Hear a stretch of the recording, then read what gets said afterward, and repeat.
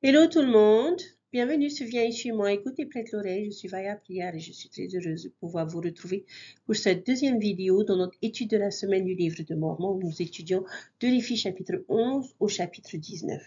Chers frères et sœurs, j'espère que vous ne vous êtes pas découragés devant ces chapitres où Néphi a pris la peine de reprendre les écrits du prophète Ésaïe parce que le Seigneur le lui avait commandé, parce qu'il a estimé que ces écrits étaient importants pour nous. Et donc, il est important pour nous de les comprendre. Dans notre première vidéo, nous avons vu les différents moyens qui nous sont donnés et qui vont être redéveloppés la semaine prochaine, parce qu'on les trouve dans le chapitre 25 de Néphi, sur la meilleure façon d'interpréter les paroles d'Ésaïe. Nous avons vu également cette grande bataille dans laquelle nous sommes engagés, cette grande bataille contre l'adversaire. Nous avons vu le Seigneur a voulu, au travers des paroles d'Ésaïe, nous donner les différentes tactiques utilisées par l'adversaire pour pouvoir nous éloigner de notre destination finale. Mais comme pour tout problème, il y a une solution. Nous avons vu une première solution, c'est-à-dire les refuges que le Seigneur a mis à notre disposition pour pouvoir nous retirer, nous ressourcer et pour pouvoir nous sentir protégés contre les attaques de l'adversaire. Alors, tout naturellement, nous allons continuer dans ce combat.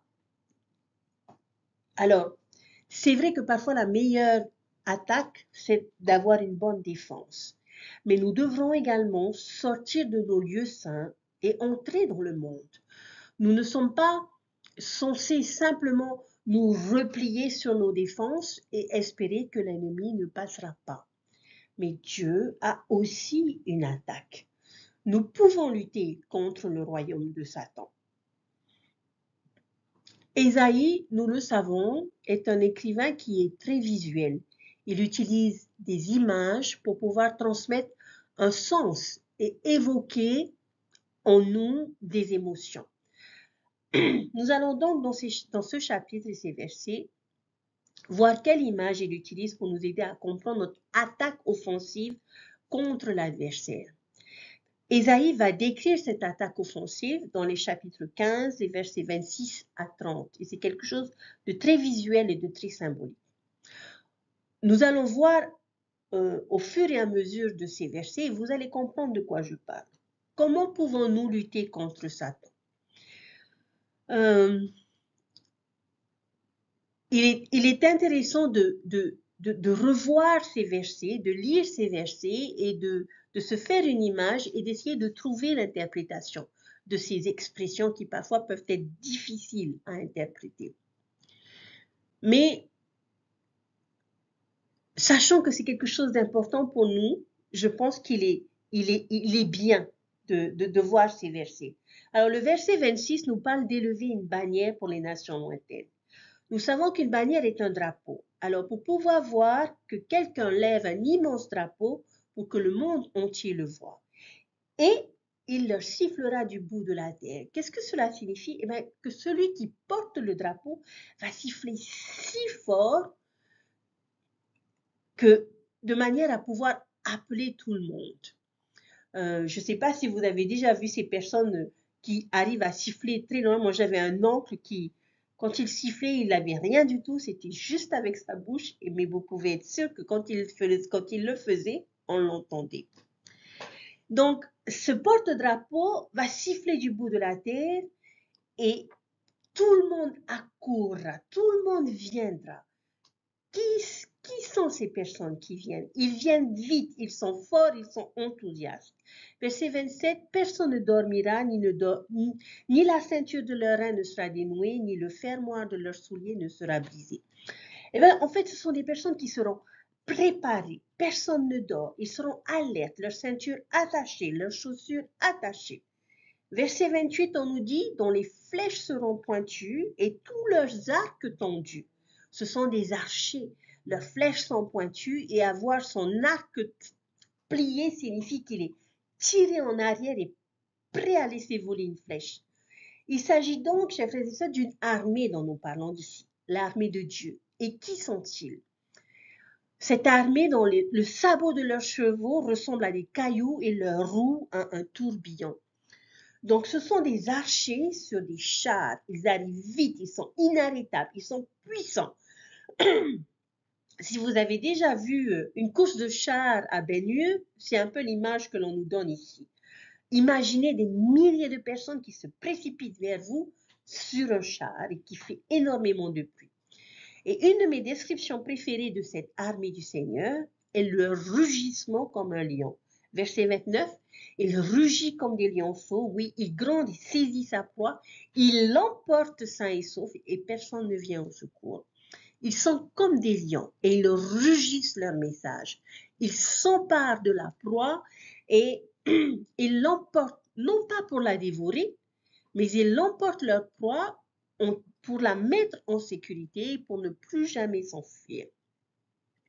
Et le verset 30, et en ce jour-là, ils rugiront contre eux comme le rugissement de la mer.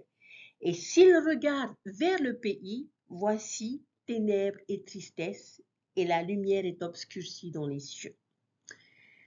Ils devront, c'est une armée, ce sont des hommes qui devront se battre et rugir pendant les périodes les plus sombres. Alors, arrivez-vous à comprendre cette description de quelle armée est décrite ici? Qui sont ces archers aux flèches pointues? Qui sont ces jeunes lions rugissants? Eh bien, ce sont nos missionnaires, chers frères et sœurs. Ce sont de jeunes hommes, de jeunes femmes, des missionnaires seniors et des couples. Mais c'est aussi tous les membres qui cherchent à diffuser le message de l'Évangile et à rassembler Israël. N'est-ce pas là une description plutôt extraordinaire des missionnaires? Alors, le prophète se tient sur la colline et lève le drapeau, siffle et dit « Venez tous les individus dignes et capables. Venez combattre pour le Seigneur. Venez rejoindre son armée. Ils sont appelés à servir. » Et ils viennent. Et en ce moment même, ils sont 62 000 personnes. Puissants, imparables, efficaces, comme 62 000 archers sur leurs chars se précipitant vers nous. Et ils sont envoyés partout dans le monde pour lutter contre le royaume de Satan. Et c'est notre offense. Et nous l'avons battu en gagnant des âmes à nos côtés. C'est notre attaque. Sauver les âmes. Il y a notre question personnelle pourrait être, chers frères et sœurs, notre question de réflexion, quel genre de missionnaires serons-nous? Et c'est tellement génial que nous pourrions simplement énumérer les métaphores qui nous sont données dans ces versets. Chacun a son propre pouvoir et son propre impact. Êtes-vous un missionnaire agile et rapide? Un missionnaire dont la ceinture et les lacets sont attachés? Êtes-vous un missionnaire aux flèches pointues et aux arcs pliés? Et j'aime beaucoup cette image. Qu'est-ce que la flèche d'un missionnaire? C'est leur témoignage. Votre témoignage est-il affûté? Est-il prêt à voler à tout moment? Si vous voyez une personne en détresse de l'autre côté du chemin, votre flèche sort et fait du bruit, un bruit sourd, au point de les toucher et de leur donner le désir de se baptiser. Est-ce que notre témoignage est allé droit au cœur de ces personnes? Êtes-vous comme ces missionnaires rugissants, hein? Ces missionnaires comparés à des lions puissants qui rugissent l'évangile et qui ne le miaulent pas? Leur message est clair, fort et percutant. J'aime beaucoup cela. Peut-être ne devrions-nous pas demander aux personnes où elles ont effectué leur mission, mais où ils ont rugi.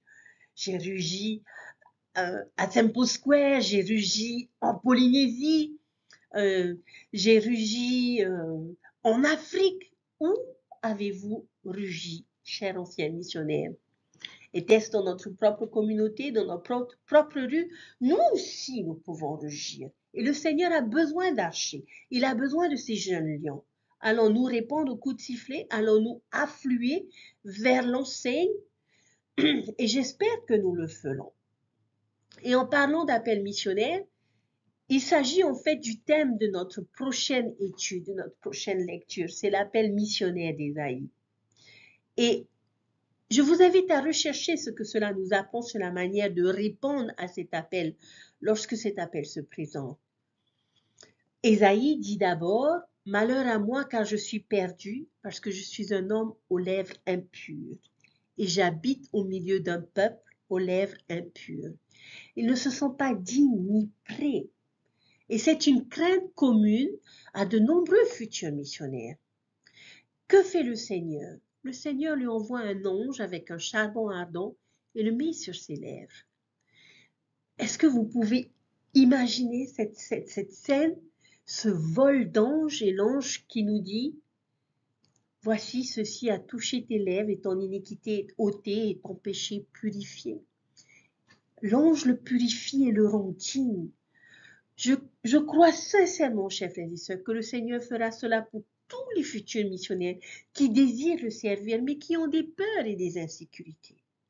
Alors le Seigneur a demandé, « Qui enverrai-je et qui ira pour moi ?» Comment est-ce que Ésaïe répond à cette question? Il dit, « Me voici, envoie-moi, je veux y aller. » Et on sent l'enthousiasme dans sa réponse. C'est le genre de missionnaire dont le Seigneur a besoin.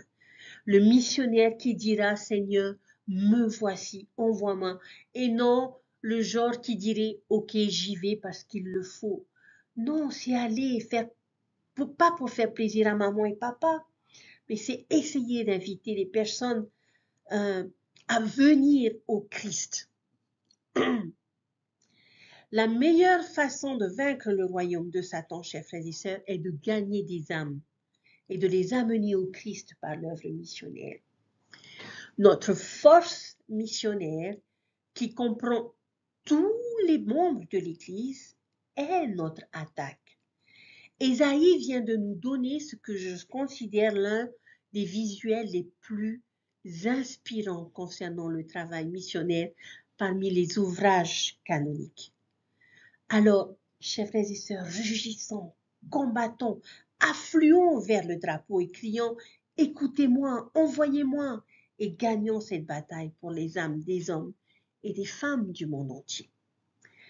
Dans cette dispensation qui est celle de la plénitude des temps, où nous nous préparons aux batailles finales contre Satan en prévision du retour de notre Sauveur Jésus-Christ sur la terre, il est important de savoir qui est du côté du Seigneur. Le Seigneur a besoin de savoir sur qui il peut compter. Quand des armées se forment, les combats se livrent généralement sur de grands champs de bataille. Mais la bataille pour gagner des âmes est bien différente. Le conflit se poursuit chaque jour de la vie de chacun et oppose les troupes du Seigneur aux forces de la cupidité, de l'égoïsme et de la luxure de Satan. Les armes efficaces, éternellement, sont plutôt à l'image de toutes celles de Dieu. La vérité, la justice, la foi, la prière, la parole de Dieu. Ces armes sont maniées dans notre esprit, dans notre bouche et dans nos mouvements. Toute bonne et juste pensée, parole et action est une victoire pour le Seigneur. Les enjeux sont extrêmement élevés. Le prix est l'âme des fils et filles de Dieu, leur salut éternel. Que ces âmes se gagnent ou se perdent dépendra de la vertu, de la pureté, de la charité, du service, de la foi et de l'espoir. Chers frères et sœurs, se tenir fermement du côté du Seigneur est particulièrement précieux aujourd'hui. Notre prophète montre régulièrement que ce sont les derniers jours. Et d'après les signes des temps, nous savons que la fin approche. Et Satan le sait également. Ses forces et lui ne semblent jamais dormir. Il est temps de rester ferme dans notre foi et dans nos principes, comme le capitaine Moroni. C'est maintenant que nous devons montrer la valeur que nous accordons au sacrifice expiatoire de notre Seigneur Jésus-Christ.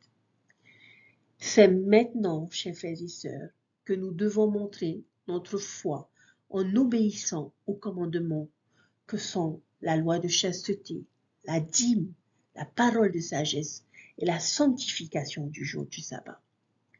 C'est maintenant, qu'il faut mettre notre prochain en garde en lui faisant connaître le message de l'Évangile. C'est maintenant qu'il faut donner au monde un exemple de décence, de pudeur, de vertu et de pureté. Nous ne devrions jamais gaspiller notre énergie dans les choses du monde qui peuvent nous corrompre et nous détruire. C'est maintenant qu'il nous faut analyser les alliances que nous avons faites avec le Seigneur dans les eaux du baptême et les alliances que nous avons faites dans les temples du Seigneur. Chers frères et sœurs, rendons notre témoignage. Le témoignage nous permet d'avoir une bonne vision des choses, de la motivation et un fondement solide sur lequel édifier une vie pleine de sens et basée sur le progrès personnel. C'est vrai que c'est pas toujours facile de se lever et de rendre son témoignage, mais c'est une source constante d'assurance, un compagnon fidèle et loyal dans les bons moments comme dans les mauvais. Le témoignage nous donne une raison d'espérer et d'être joyeux, que ce soit pour nous ou que ce soit pour les autres. Il nous aide à cultiver un esprit d'optimisme et de bonheur et nous permet de nous réjouir de la beauté de la nature. Le témoignage nous donne envie de choisir le bien en tout temps et en toutes circonstances. Il nous donne le désir de nous rapprocher de Dieu qui pourra à son tour s'approcher de nous. Chers frères et sœurs, notre témoignage personnel est un bouclier protecteur qui, semblable à la barre de fer, nous conduit sains et saufs hors des ténèbres et de la confusion. Mais un bouclier doit être utilisé pour durer, comme notre témoignage doit être partagé. Grâce à son témoignage, Néphi a eu le courage de ses opinions et a pu compter parmi les personnes qui obéissent au Seigneur. Il n'a ni murmuré, ni douté, ni eu peur, quelle que soit la situation. Dans les moments difficiles, il a dit, j'irai et je ferai la chose que le Seigneur a commandée, car je sais que le Seigneur ne donne aucun commandement sans préparer la voie pour qu'il puisse accomplir ce qu'il me commande. Tout comme le Seigneur connaissait Néphi, Dieu nous connaît, vous et moi, et nous aime. C'est notre époque, nous sommes au cœur de l'action. Et un témoignage personnel fort nous donnera l'envie de changer, puis d'apporter des bénédictions au monde. Alors, en ce week-end de jeûne, chers frères et sœurs, je vous invite à vous lever et à rendre votre témoignage.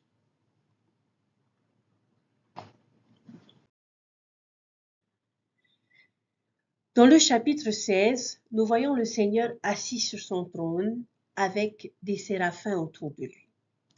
Et devant cette scène, Ésaïe a estimé qu'il était au mauvais endroit, qu'il était la mauvaise personne et ne se sentait pas à sa place avec lui et dans cette œuvre. Et au verset 26, comme vu précédemment, un séraphin vient et touche sa bouche avec une pierre ardente et lui dit « Ton iniquité est ôtée, tes péchés sont expiés. » Le Seigneur lui a alors demandé « Qui enverrai-je » Et Ésaïe lui a dit « Me voici, envoie-moi. » J'ai voulu revenir sur ces versets, chers frères et sœurs, parce que ces versets témoignent de cette pierre ardente qui peut enlever les blessures les plus profondes. Et ici, Ésaïe fait l'expérience incroyable de cet amour ardent de Dieu qui expie tous les péchés. Ce genre d'expérience est là pour que nous venions à la rencontre de sa grâce, de sa miséricorde, et ainsi devenir différents et prêts à nous engager. Lorsque nous faisons l'expérience de changer notre vie grâce au Sauveur, nous sommes poussés à aider les autres à connaître ce même changement et à connaître notre Sauveur. L'une des vérités que nous apprenons est que le Seigneur a le pouvoir de nous rendre purs. Nous aussi, nous pouvons ressentir le toucher de la main aimante et apaisante du Sauveur. Quelle joie, quelle espérance et quelle reconnaissance entre dans notre âme lorsque nous savons qu'il veut nous aider à être purs. Si nous allons à lui, Dieu viendra à notre secours pour nous guérir ou nous donner la force d'affronter n'importe quelle situation. Il peut nous guérir et nous élever parce qu'il a la capacité de le faire. Il a pris sur lui toutes les souffrances du corps et de l'esprit pour que ses entrailles soient remplies de miséricorde, afin de pouvoir nous aider en toutes choses, nous guérir et nous élever. Si de quelque façon que ce soit, chers frères et sœurs, vous ne vous sentez pas pur, si vous vous sentez brisé, sachez que vous pouvez être purifié, vous pouvez être réparé. Ayez la confiance que rien de mauvais ne peut venir de lui. Pourquoi? Parce qu'il est descendu au-dessous de tout. Il a rendu possible que tout ce qui est dans notre vie a été brisé, soit réparé, et qu'ainsi nous soyons réconciliés avec Dieu.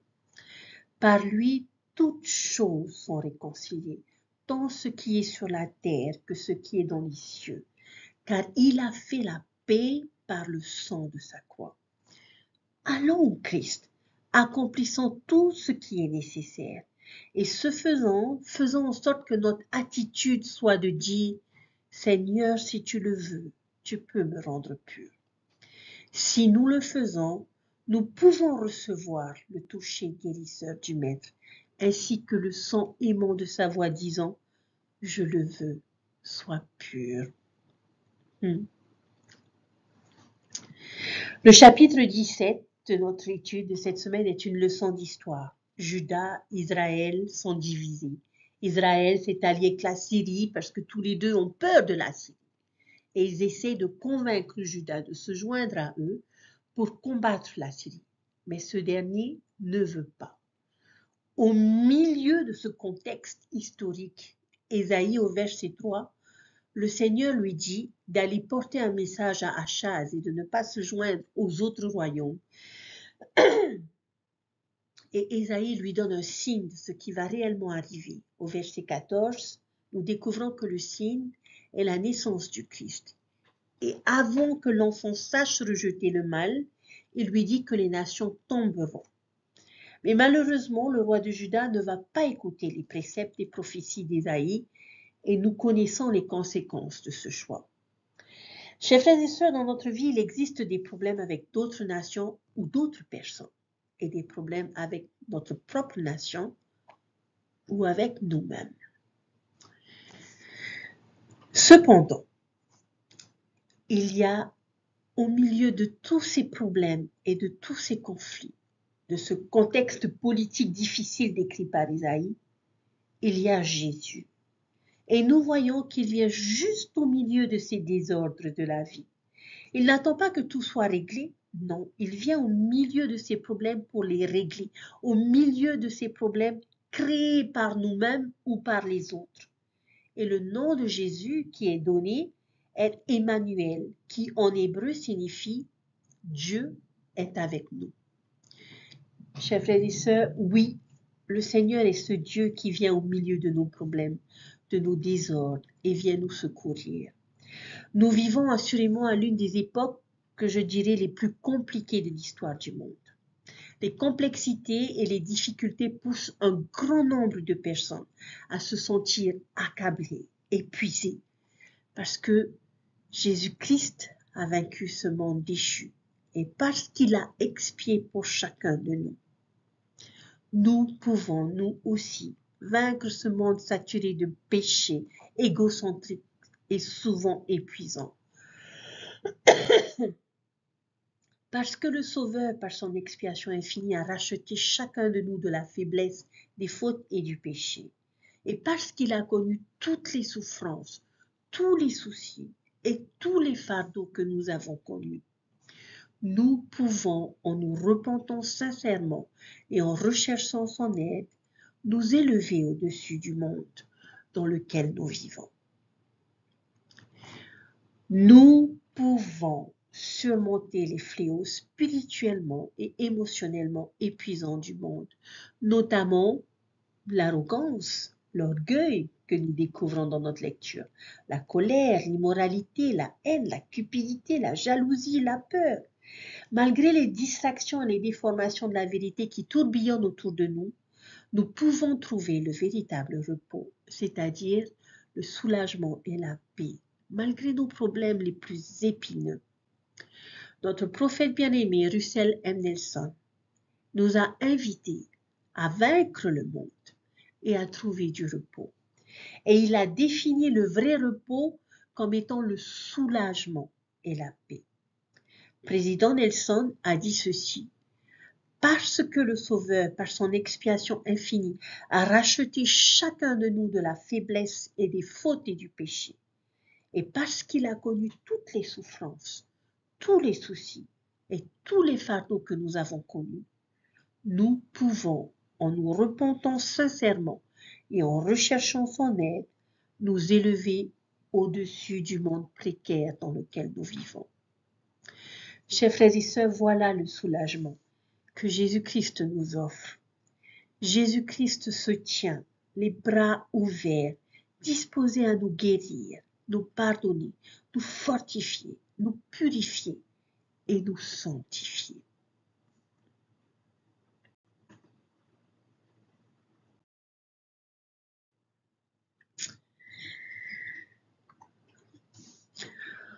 En conclusion de notre étude, les chapitres 18 et 19 se déroulent au milieu des attaques. Chacun d'entre nous, nous pouvons ressentir ces situations qui engendrent de l'incertitude, le désarroi, la panique. Nous sommes soucieux, effrayés de ce qui va arriver.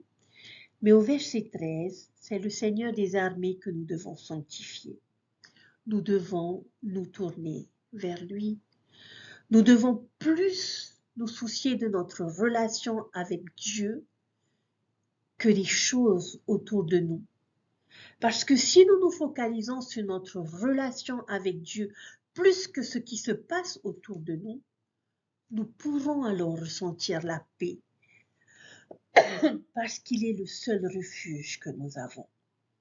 Il est le Dieu de l'armée des anges et nous devons espérer en lui et placer notre confiance en lui. Ce qui arrive à ceux qui n'espèrent pas en lui et qui ne placent pas leur confiance en lui, connaissent le genre de vie facile à avoir, mais cela engendre, comme les Écritures nous le disent, de la détresse, l'obscurité, des angoisses. Plus nous restons éloignés de lui et plus notre vie ressemblera à celle-là. Les personnes qui sont dans l'obscurité, qui voient la lumière et qui avancent sur cette lumière et qui changent parce qu'ils choisissent de suivre le Christ, trouvent de la joie. Leurs fardeaux sont brisés et tout cela grâce à un enfant qui nous est né et le plus beau des enfants. Si nous vivons dans un monde d'obscurité, chers frères et sœurs, regardons vers lui. Cherchons-le, cherchons ses conseils. Et plus nous le rechercherons, plus nous le trouverons. Et cela fera grandir notre joie dans ce monde d'obscurité, d'angoisse et de détresse. J'aimerais vous poser une question, chers frères et sœurs. Quand le Seigneur a-t-il été admirable, conseiller, Dieu puissant, Père éternel, prince de la paix pour chacun d'entre vous? Ésaïe vient de nous enseigner ce qui arrive à ceux qui choisissent de repousser le pouvoir protecteur du Seigneur lorsqu'on le rejette. Le Seigneur a le pouvoir de nous apporter de grandes joies, de briser nos fardeaux et ceux qui nous oppriment. Il existe deux forces opposées dans le monde. Et si nous rejetons la force protectrice et le pouvoir de Dieu, tout ce qui nous restera ne sera que détresse, angoisse et obscurité. Mais nous avons Emmanuel, cet enfant qui nous est donné, et la lumière peut arriver dans notre vie. Après avoir été rejeté de nombreuses fois, le Seigneur ne cesse de revenir à notre secours pour que nous produisions de bons fruits. Et il ne revient pas seul, il revient avec une armée d'anges prêts à nous soutenir et nous secourir. Nous comprenons tout son amour, son cœur et combien il nous aime et que rien ne lui fait peur, rien ne lui semble difficile. Et il nous aime et sera toujours là pour nous.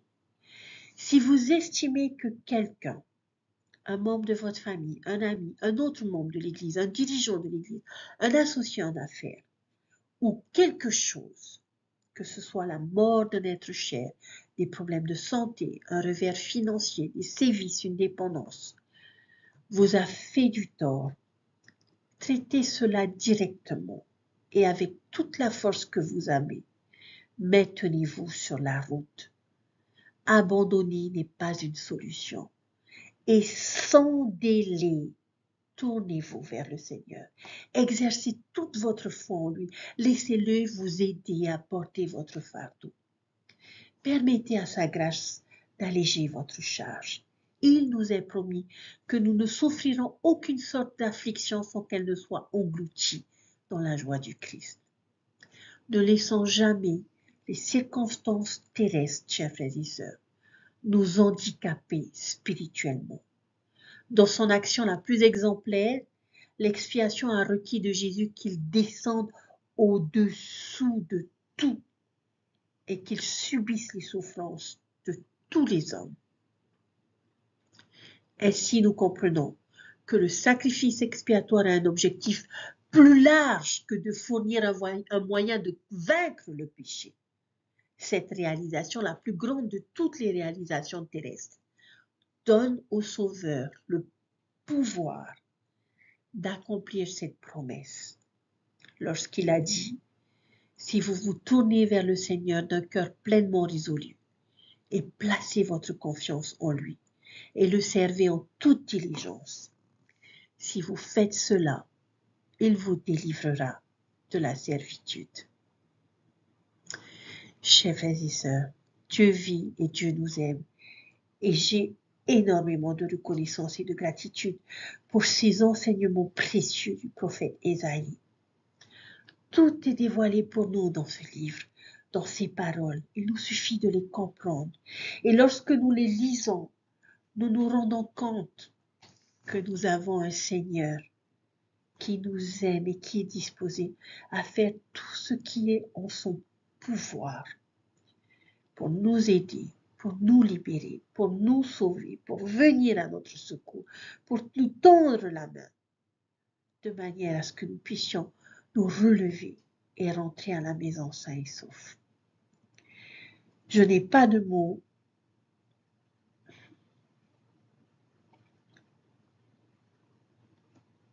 pour décrire l'amour infini que Dieu et notre Sauveur ont pour nous. Chers frères et sœurs, relisez ces chapitres. Et je prie que le Saint-Esprit vous témoigne dans votre cœur et dans votre esprit que vous êtes, chacun d'entre vous, individuellement et personnellement, précieux aux yeux de Dieu, au point de donner son Fils unique pour que nous puissions être sauvés.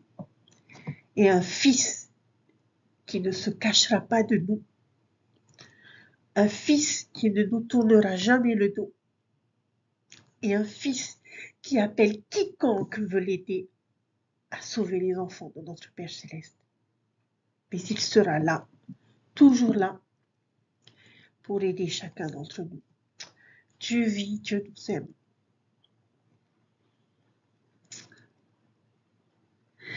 Jésus-Christ vit et il nous aime.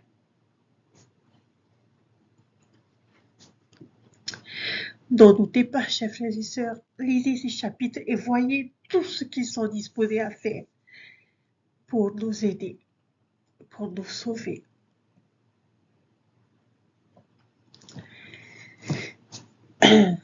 Je prie que vous puissiez avoir ce témoignage et que vous puissiez vous rendre compte de la véritable valeur des paroles d'Isaïe et que vous en éprouviez de la reconnaissance et de la gratitude. Et je témoigne de toutes ces choses au nom de Jésus-Christ. Amen. Je vous souhaite un merveilleux week-end et je vous invite à rugir ce dimanche au pupitre et à partager votre témoignage, à asserrer vos flèches parce que vous ne savez pas quel cœur elle pourrait atteindre. Mais Dieu fera en sorte qu'elle atteigne le cœur qui a besoin d'entendre ce que vous aurez à partager. Alors partagez votre témoignage, s'il vous plaît, chers frères et sœurs, et laissez le Seigneur mener la bataille. Prenez soin de vous et je vous souhaite un merveilleux week-end et que vous puissiez ressentir l'amour de Dieu et de notre Sauveur Jésus-Christ pour chacun d'entre vous. Et je vous dis à la semaine prochaine pour de nouvelles aventures avec le prophète Isaïe. Bye.